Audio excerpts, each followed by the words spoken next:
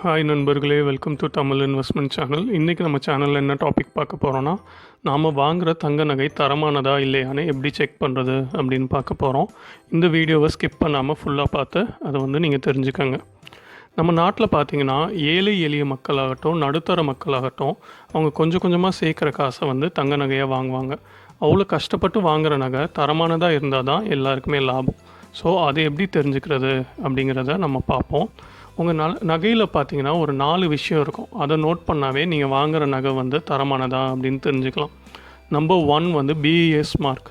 So bureau of Indian standards அப்படிங்கிறது government of இந்தியாவால் நகையை தர நிர்ணயம் பண்ண உருவாக்கப்பட்ட ஒரு நிறுவனம்.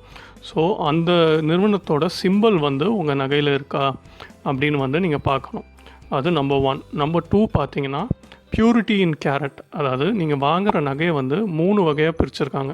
ஒன்று 22 கேரட் 916, அப்புறம் 18 கேரட் 750, 14 கேரட் 585. இதில் நம்ம யூஸ்வலாக வாங்குகிற நகை பார்த்தீங்கன்னா 22 கேரட் 916. ஸோ 22K 916 அப்படிங்கிற சிம்பிள் உங்கள் நகையில் இருக்கா அப்படின்னு பார்க்கணும். 3வது விஷயம் இந்த நகையை டெஸ்ட் பண்ணுறாங்க பார்த்தீங்களா, லேபு, இது தரமானதா இல்லையான்னு, அந்த லேபோட சிம்பிள் இருக்கும். ஸோ இது 3வது விஷயம்.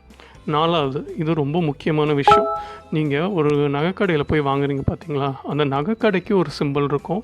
ஸோ அதை இந்த நகையில் நீங்கள் செக் பண்ணலாம், அந்த சிம்பிள் இருக்கான்னு.